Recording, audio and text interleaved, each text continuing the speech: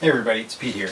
Today I want to talk to you a little bit about the mountain bike. I know you guys have seen me riding the BMX bike in the video so far, but I'm also an avid road bike rider and mountain bike rider. What we have here is my mountain bike, and today I want to talk to you a little bit about the tubeless tires. A lot of times we forget that those things need to be refilled. So I'm just going to give you guys a little reminder. Fill up your tires.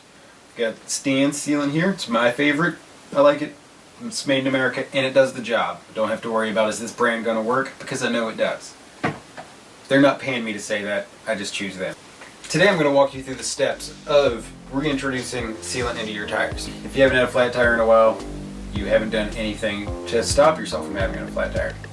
Every so often the sealant in our tires dries up and we need to go ahead and refill that.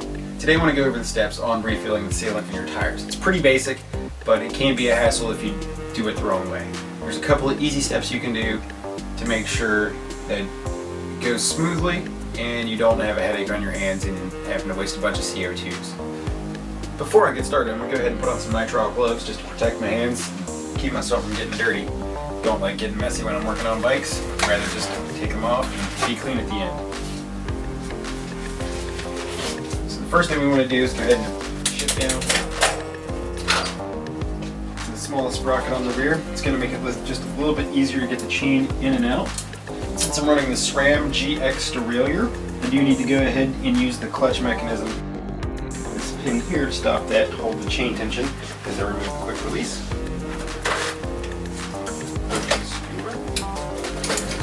And voila. We're going to want to go ahead and deflate the tire now. Unthread the compressive valve and press down. So now this is when we want to take the time and be careful. If we go ahead and peel the whole side of the tire off, we're going to have a hassle on our hands, have to reseat this whole tire, and that's just going to be a headache. What we want to do is just break free a small portion of the bead and get the tire free enough that we can squirt some sealant in there. Or across from the valve, break that free. Got a little section about free there. Alright. So now, we've got just a small portion of the tire open here. You see, we didn't want to pull the tire all the way off, just unfold that small section of the bead. We want to take our Stand Sealant, made in the USA. If you look down in there, you can see all that rubbed up, dried up sealant. That is our enemy. If I wasn't lazy, I would take the time to clean that out. I'm just going to refill here.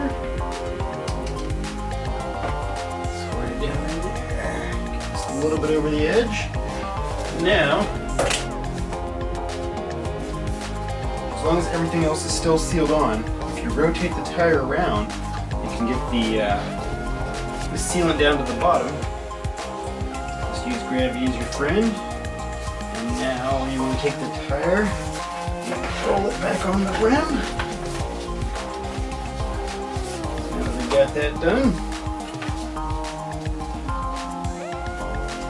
see if we are lucky enough to just go ahead and pump this up with our pump. A lot of times you can't do this, but I have a really nice fit here with this Stan's rim, this Maxxis Minion tire. If your tire doesn't start taking air easily, you will need to use a CO2 or compressed air to inflate it quickly. So as you can see, that's pumping right up. Now you want to watch the bead as you do this, because you did break it free. You don't want it to shoot the tire off on you. And pull this up to 30 psi there.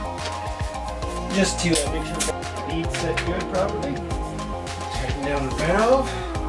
And now that we've got the sealant in there, we want to spin it and kind of tip it back and forth and let that sealant settle around the outside. We want to get in those nooks and crannies. Do it on both sides. Now the tire is aired up and the bead is seated properly all the way around, we're going to go ahead and reinstall it back in the bike. Since we went ahead and shifted over that small sprocket, it's going to make it a little bit easier to stick the rear wheel back in here. I just want to align the pulley wheel with the rear derailleur. Slide right back in. Close that quick release clamp. Bada bing, bada boom. Be sure to repeat the process on your front wheel so that you don't get hung up out there. I'm not going to bore you guys with that process because it's the same thing. If you follow these easy steps, it should take no more than 15-20 minutes to add sealant to your tires and prevent yourself from getting a flat or just being stuck without air. If you found these tips helpful, feel free to hit the subscribe button or the like button. We're going to have some more info coming out for you soon. Also going to be touring some of the local trails in West Virginia and giving you guys a heads up on where some of those are at and some of the features on them, so you will be prepared when you get there. Thanks for watching.